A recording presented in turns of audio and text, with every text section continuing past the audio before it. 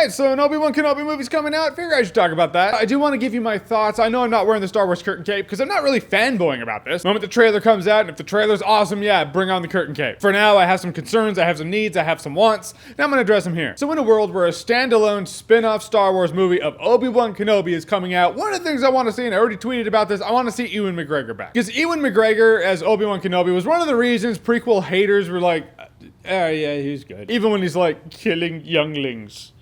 What the fuck is this shit? Ewan McGregor was good, he brought it, he committed, and he's the right age. Ewan McGregor in real life is about 10 years younger than Obi-Wan Kenobi is supposed to be in the original Star Wars movie, which is funny. That's me saying, yeah, Obi-Wan Kenobi's supposed to be in his mid-50s. He looks about 80. That's what living on a desert planet will do to you. It'll weather you, you'll look older. That's how I quantify it in my head anyway. At which point, you have to think to yourself, how old is Rey, really? Pervs. So I want Ewan McGregor back. Another thing I want to see a movie about a damaged man. Obi-Wan Kenobi has been through some stuff. He is carrying a lot on his shoulders. This is a man who was a part of a religion that was an order of monks that were the keepers of peace and freedom in the Old Republic. And if you've ever been part of a religion, you always have that mindset of, we are the good guys, we're not going to be wiped out because our books say we won't be wiped out. This was Obi-Wan's entire life, and then the Jedi, his entire order, his friends were wiped out, partly because of his friend and apprentice who also killed a bunch of children, and then they rose an empire and took over the galaxy.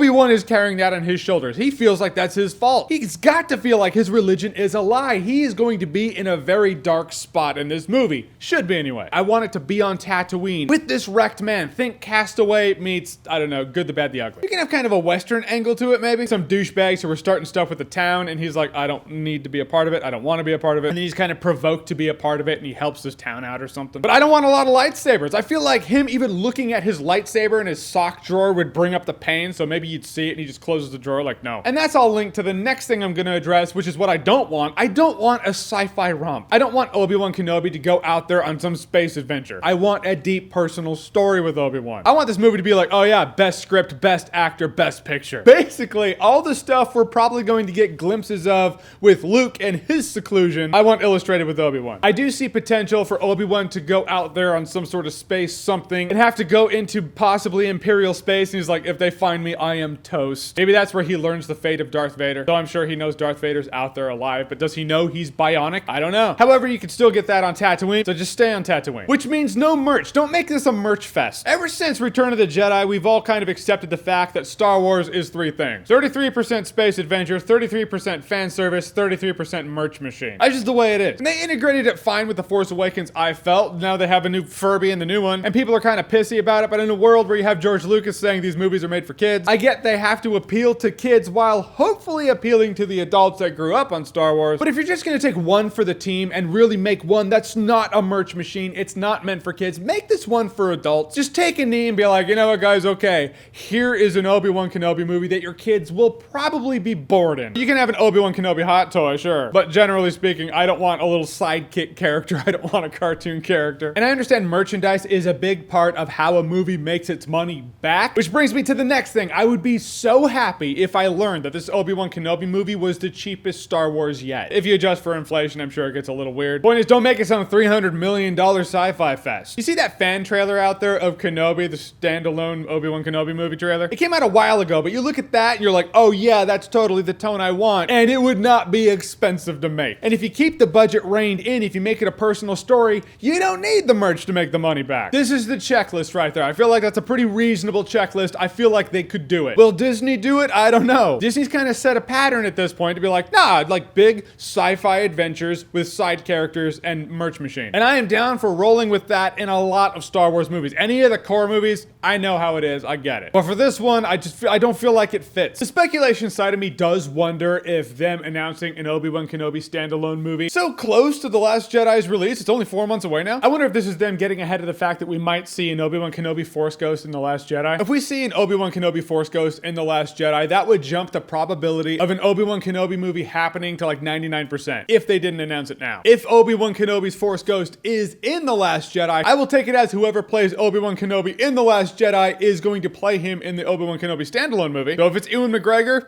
there you go. I'm not saying Obi-Wan Kenobi's Force Ghost is going to be in The Last Jedi. I'm just speculation. It's fun. All right, guys, so a standalone Obi-Wan Kenobi movie. Apparently, it's coming out. What do you want to see in it? Whatever you want to see, whatever you think, comment below. Let me know. And as always, if you like what you've seen here and you want to see more, click right here to see more.